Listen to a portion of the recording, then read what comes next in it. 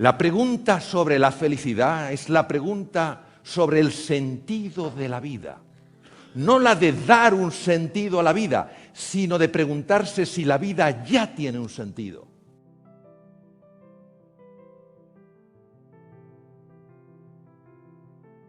Nos han enseñado sobre todo a querer a los otros en muchas ocasiones, ¿no?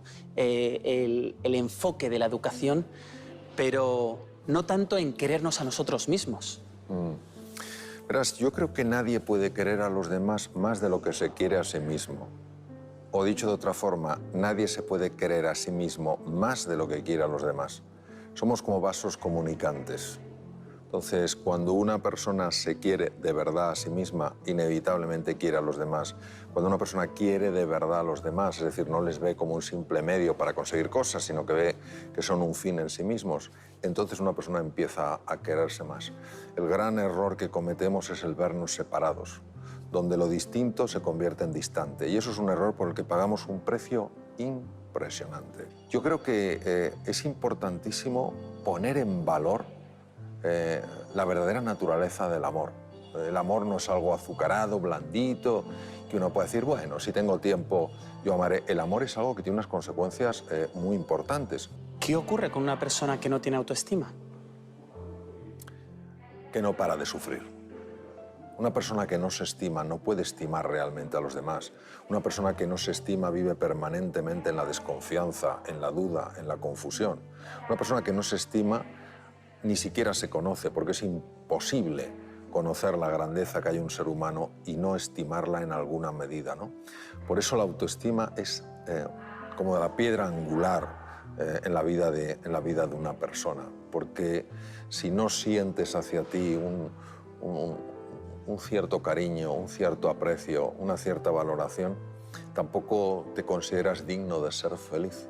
Por tanto, cuando empieces a notar momentos de felicidad, aunque te vengan de fuera, por yo que sé, que te toca la lotería o así, o alguien se acerca con la intención de crear un vínculo afectivo, tú mismo puedes rechazar esa posibilidad de ser feliz sencillamente porque consideras que no tienes derecho a ello. Y yo creo que todo ser humano tiene derecho a ser feliz. ¿Cómo se cultiva esa autoestima? Lo primero que tenemos que entender es que somos espejos frente a espejos y la autoestima se va haciendo generalmente en los primeros 6 años de vida, observando la reacción de los demás hacia nosotros. Es decir, nosotros aprendemos sobre el amor en base a cómo nos sentimos amados. Hay personas que han tenido la fortuna de sentirse amadas desde pequeñitas, han notado pues, que había ese cuidado, esa caricia, esa ternura, esa cercanía. Y hay otras que lamentablemente han experimentado justo lo contrario, han sido tratados peor que muebles, ¿no? Lo importante es saber que esto es una situación, pero no es un veredicto. Es decir, hay personas que creen que lo que ha sido dañado en los primeros 6 años de edad de un ser humano no puede ser transformado. Y no es así. El amor es capaz de activar la expresión de genes tan importantes como aquellos que están relacionados con la inteligencia, con el sistema de defensa y con la conducta social. Entonces, las personas que no han tenido esa experiencia, no por ello tienen que considerar que su pasado va a determinar su futuro. Ahora, sí es muy importante, de alguna manera, que si ellos no han recibido ese amor, empiecen a aprender a cómo darlo. Y en ese proceso de aprender a cómo darlo a los demás, aunque al principio parezca artificial, precisamente porque somos vasos comunicantes, cuando tú hacia otro ser humano le transmites ternura, cercanía, amabilidad, empatía, compasión y capacidad de perdón, lo estás haciendo contigo mismo. ¿Por qué en la educación no se da importancia a las emociones o no se da la importancia que personas como usted, ¿no?, recalcan y resaltan? Hay una palabra que viene del griego y que creo que juega un papel importantísimo en la contestación a esa pregunta. Es la palabra paradigma. Paradigma viene del griego y quiere decir forma de ver. Es decir, si yo estoy viendo una realidad, ya me pueden contar que existe otra realidad que yo no la voy a ver. Pues ha habido ciertos pensadores que han tenido tanto impacto en la cultura que su idea se ha convertido en una forma de percibir la realidad. De tal manera que en el mundo educativo, incluso en la propia carrera de medicina, no se habla del impacto de las emociones, no se habla del impacto del pensamiento en la salud, se habla de enfermedades físicas y parece que solo son los psicólogos los que tienen que saber de temas mentales, pero los psicólogos supuestamente tampoco tienen que saber de temas corporales. Y este es el gran error, porque mente y cuerpo son dos realidades que se pueden distinguir, pero no se pueden separar. Eso es lo que ocurre, que todavía estamos atrapados en un paradigma en el cual lo único fundamental es el pensamiento, cuando la vida nos demuestra que el ser humano elige con el corazón. Pero donde creo que la mayor parte de los padres fallamos es en que los niños no solo necesitan sentirse amados, necesitan autonomía. Y la autonomía no la van a ganar si estamos constantemente metiéndoles miedo cuando hacen cosas por explorar el mundo. Una cosa es que se acerquen a un enchufe, o se acerquen a una chimenea, o se acerquen a un precipicio, que obviamente no lo vamos a permitir, y otra cosa que el niño explore, se dé sus golpecitos, aprenda. ¿Qué ocurre? Que muchas veces, por el miedo que tenemos los padres a que le pase algo a los hijos, les estamos reduciendo esa sensación de autonomía. Al final, los padres, ¿qué tenemos que hacer? Pues ayudar a que desarrollen raíces para crecer y alas para volar. Fácil, no. Pero claro, cuando uno ve los errores que se cometen en el sistema educativo, pues a veces las mejores intenciones no van acompañadas de los mejores resultados. Quizá esa sobreprotección genera el mal manejo de la frustración. Las personas no hacen lo que les decimos, las personas hacen lo que ven. Entonces, el niño no aprende de lo que le dice el padre y la madre, los padres. El niño aprende de lo que ve. El niño, cuando es pequeñito, de manera natural, explora. Por eso aprende tan rápido. Los padres olvidaron ese espíritu aventurero, dejaron de ser exploradores y se convirtieron en jueces. Por eso, los adultos en gran medida hemos perdido la capacidad de asombro y de sorpresa, porque todo lo queremos catalogado, todo lo queremos articulado, todo lo queremos definido y conceptualizado. ¿Qué ocurre? Que cuando el niño empieza a explorar, se encuentra con esa figura paterna-materna que de alguna manera, en un lenguaje no verbal, dicen: la curiosidad mató al gato. Prueba a enseñar a montar en bicicleta a un adulto que no ha montado de pequeño. Qué poquitos son capaces de lograrlo. ¿Por qué? Porque como no tienen esa mentalidad exploradora, cuando se caen, porque claro, no montan en bicicleta, no actúan como un explorador. ¿Qué aprendo de esto? ¿Qué puedo sacar esto? No, actúan como un juez. Soy un incompetente, soy de base mayor, esto nunca lo aprenderé. Y esa es la gran tragedia. ¿Qué es la felicidad? Si yo pretendiera, a pesar de tener la mejor intención, deciros a vosotros lo que es la felicidad, qué equivocado estaría.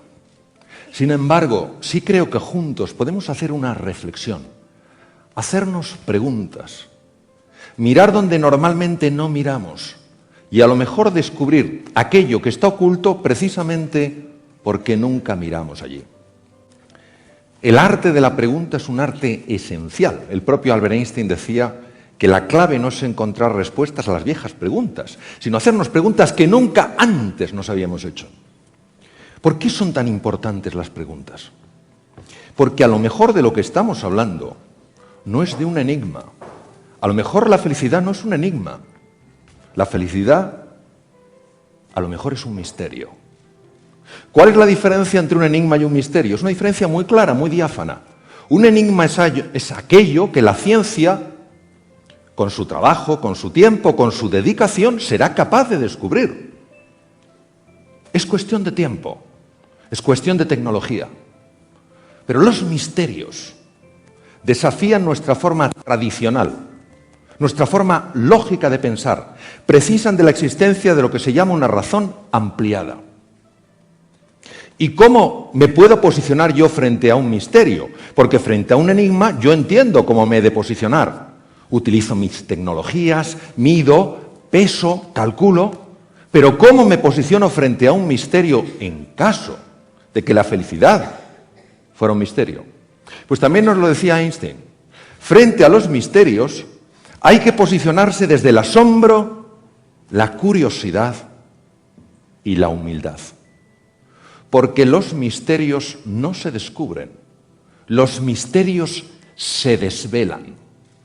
Por tanto, si la felicidad fuera un misterio y no un enigma, nosotros lo único que podemos hacer es ponernos en unas condiciones adecuadas para que ese misterio, esa felicidad, se desvele ante nosotros y podamos experimentarla. Pero dado que el ser humano es un ser que tiene tantos planos que no se pueden separar, pero sí distinguir, es importante recordar el peso del lenguaje. Ya lo dijo el gran filósofo austriaco Ludwig Wittgenstein: los límites de mi lenguaje son los límites de mi mundo. Eso quiere decir que tenemos que diferenciar, porque cuando tú diferencias y tú distingues, tú ves con más claridad. Y no podemos hablar y confundir dos términos que son diferentes en su naturaleza. Primera pregunta: ¿qué es lo que puedo conocer? ¿Puedo conocer yo solo las realidades materiales? Aquellas que captan mis sentidos, la vista, el oído, el gusto, el tacto. ¿O soy capaz también de captar realidades suprasensibles? Aquello que no es de carácter material, sino espiritual. Eso es lo que significa la palabra espiritual, aquello que no es material. Por supuesto, no utilizando los sentidos, sino utilizando la razón ampliada, la capacidad del intelecto, para descubrir la verdad oculta en las cosas. Fijaros que alcance pregunta: ¿qué es lo que yo puedo conocer? La segunda pregunta: ¿qué es lo que he de hacer? De aquí nace toda la ética. ¿Hay formas de hacer que nos generen una mayor experiencia de felicidad? ¿Hay formas de actuar que nos alejen de esa experiencia del ser feliz? Y la tercera pregunta es: ¿qué puedo esperar? ¿Es la muerte el final? ¿Es un velo a otra dimensión? De aquí nace la religión, cuya raíz es religare, unir lo que en un momento se separó. Pero fijaros, siendo potentes estas tres preguntas, la clave es la cuarta. La cuarta no la encontramos en la crítica de la razón pura, tampoco en la crítica de la razón práctica, su tratado de ética con su imperativo categórico. Lo encontramos en un tratado de lógica y tiene todo el sentido del mundo. ¿Cuál es el ser que se hace esa pregunta? Porque no tenemos la sensación de que los animales, con toda la dignidad y toda la hermosura que tienen, se hagan esa pregunta. ¿Qué ser se hace esa pregunta? De aquí nace toda una antropología, una visión de la persona. Los seres humanos, los que estamos aquí, los que no están aquí y están con nosotros. ¿Qué somos nosotros? Porque si nos damos cuenta, el ser humano que desea conocer, ya no lo reflejaba Aristóteles en el siglo IV antes de Cristo, el ser humano que desea conocer ha llegado a conocer lo más diminuto. Y el ser humano es como si se autoocultara, como si se escondiera de sí mismo, como si jugara al escondite y nos interpelara: descubre quién soy. Porque veréis, si solo hablamos de la felicidad cuando estamos calentitos, cuando comemos bien, cuando tenemos trabajo, cuando ganamos una cierta cantidad de dinero, cuando tenemos un cierto prestigio, no estamos hablando de felicidad.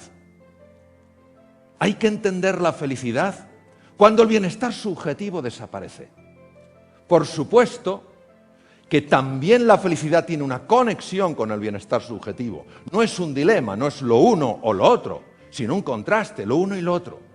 Hay que entender la felicidad cuando aparecen los tres grandes oponentes del ser humano. El mal, tanto el mal físico como privación de un bien necesario. La ceguera es un mal físico porque es la privación de la visión, como el mal moral, la injusticia, la violencia, el daño de esas personas que son tus hermanos, en presencia de la muerte y en presencia del sufrimiento. Por eso, la pregunta sobre la felicidad es la pregunta sobre el sentido de la vida. No la de dar un sentido a la vida, sino de preguntarse si la vida ya tiene un sentido. Y si nosotros podemos mirar al mal, podemos mirar a la muerte y podemos mirar al sufrimiento sin salir corriendo. Y si hay en el mal, y si hay en la muerte, y si hay en el sufrimiento, más que amar en la vida que temer. Y si merece la pena vivir a pesar de que la vida, muchas veces, para muchas personas, es un verdadero drama existencial. Solo hay un antídoto para el miedo, y es el amor. El amor a un proyecto, el amor a una idea, el amor a un recuerdo. Qué maravillosas las palabras de Gabriel Marcel. Decir a alguien que le amas es decirle, tú, para mí, jamás morirás. No hay un solo ser humano que no nazca con un don. Un don para tocar una música singular que solo ese ser humano puede tocar. La mayor parte de las personas se van de esta vida sin conocer su don. Cuando tú encuentras tu don, el universo empieza a abrirse. No me expliques por qué, se me escapa esto. Ahora, una cosa es que tú, si ves que hay algo que te mueve especialmente, que te apasiona, que te conmueve, que te inspira, vayas polarizándote hacia allí y cosas que realmente ves que no te atraen, que no te gustan, bueno, pues vayas haciendo lo necesario para ir saliendo adelante. Y otra cosa es no trabajar elementos fundamentales de la persona, como la actitud, el compromiso, la generosidad. Es decir, si tu actitud quiere decir cómo me relaciono yo con las cosas, si tu actitud ante las cosas crees que no es la adecuada, eso sí que hay que mejorarlo, porque sin una correcta actitud no se va a ningún lado. Ponle a un patito a correr y compáralo con una liebre, y qué desastre. Pero pon a un patito en el agua. Ahí tenemos. Entonces, hemos de encontrar ese agua, no digo que sea fácil, ese don. Eso pide un buceo, una reflexión, observarte lo que te gusta, lo que te apasiona y saber esto, porque yo creo que aquí es donde hay que afianzar. El cerebro, cuando funciona, funciona en su totalidad, pero usted puede tener una fábrica que funciona en su totalidad y funciona con poca eficiencia, ¿o no? Que el 1% del genio es la inteligencia, la inspiración y el 99% es el esfuerzo, el trabajo, el probar y fallar, el seguir adelante, el compromiso, la determinación, la persistencia, la paciencia. Pero como este mensaje no es glamuroso, porque no es chulo, no nos gusta. Todavía seguimos comprando eso de aprenda inglés por la noche mientras duerme. No nos gusta pagar el peaje. No nos gusta pagar el peaje. Queremos llegar sin tener que pasar por nada de incomodidad, de inseguridad, de dificultad. Entonces, como no estamos realmente comprometidos, en cuanto llega el obstáculo, a la primera hora damos por vencido. Es impresionante. Otra cosa es que yo intente ser justo en mi vida, pero la vida no es fácil. Hay que asumirlo, hay momentos difíciles. Hay momentos donde sufrimos. Yo cuando doy cursos de gestión de estrés, lo primero que digo es, miradme, ¿pensáis que yo no tengo estrés en mi vida? Bueno, yo soy un peregrino más en esta vida, un aprendiz más, ¿vale? Entonces, la vida no es fácil, pero hay que perseverar y tener confianza en uno mismo. Hay que sentirse dotado para hacer alguna cosa y alcanzarla, cueste lo que cueste. De nuevo, es mi nivel de compromiso en este cambio fundamental que quiero hacer en mi vida, en mi negocio físico, espiritual, familiar, interpersonal, de desarrollo.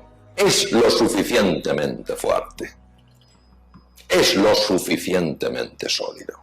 No hay nada más importante en tu éxito que la imagen que tengas de ti mismo, de ti misma. Mira, cada vez que tengamos un desafío en la vida, vamos a consultar algo, a la imagen que tenemos de nosotros mismos.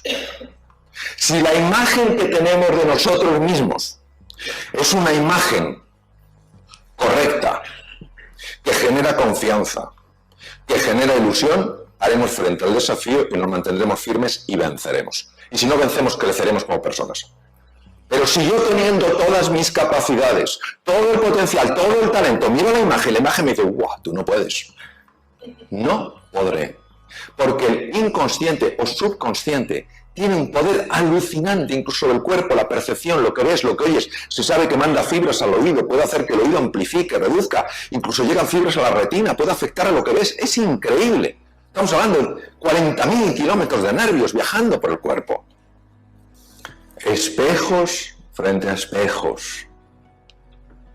¿Qué reflejamos ante la otra persona? Vamos a ver, esto es de sentido común. Vamos a pensar juntos. Si 3, entre comillas, amigos míos se ponen de acuerdo para darme el día, y yo no lo sé, claro.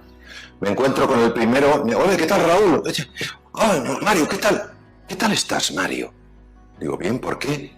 No, pues esas ojeras. No, sí, no, pues no pasa nada. Luego siguiente, no. ¿Qué tal, Pedro? Oye, Mario, ¿qué tal? Estás delgado, ¿eh? Yo empiezo a sentirme mal. Empiezo a sentirme mal. No tengo que esperar al tercero para sentirme mal. ¿Os imagináis miradas que reflejaran algo parecido a lo que hemos visto? Que transmitiéramos a los demás qué cosas más bonitas tienes.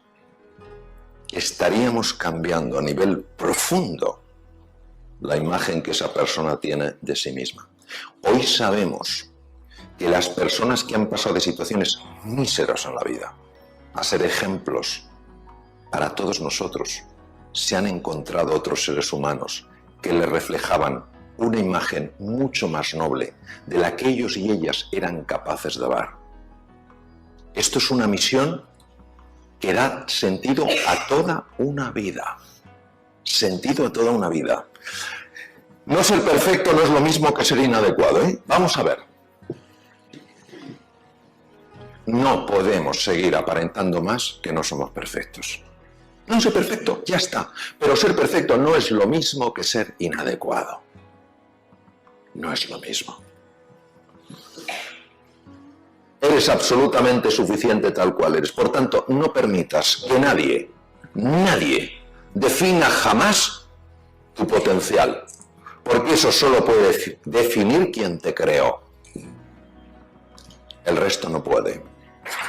Si somos suficientes, ¿por qué a veces no alcanzamos las cosas que querríamos alcanzar? Porque tal vez lo que no es suficiente es ni cómo pensamos ni lo que estamos haciendo. Tú puedes ser suficiente como persona, que lo eres sin duda. Cuando digo suficiente no digo mediocre, digo extraordinario, es decir, que das la talla para cualquier cosa, en el sentido en el que estamos hablando, pero si tu forma de pensar y lo que tú haces no es suficiente, no llegarás. La mentalidad es la clave del éxito. ¿Qué pasa por tu interior? Si no crees en tu sueño, ¿cómo vas a esperar que alguien crea en él? La mayor parte de la comunicación es no verbal. Si tú no crees en profundidad en tu capacidad para mejorar tu salud, tus relaciones, tu negocio, tu desarrollo, tu vida trascendental, si no lo crees, ¿cómo vas a conseguir que alguien pueda creerlo? Nadie puede dar de lo que no tiene. Para que cambien vuestras circunstancias, para que cambien mis circunstancias, nuestras circunstancias, algo ha de cambiar dentro de nosotros. Es el grado de convencimiento. ¿Estás de verdad apostando por ti? Hazte esta pregunta. ¿Estoy de verdad apostando por mí? Olvídate ya de tu inteligencia, de tus cursos, de tus másters. ¿Estás apostando por ti? La fuerza del carácter, el convencimiento, el compromiso, la determinación, la persistencia y la paciencia tienen un poder transformador del cerebro.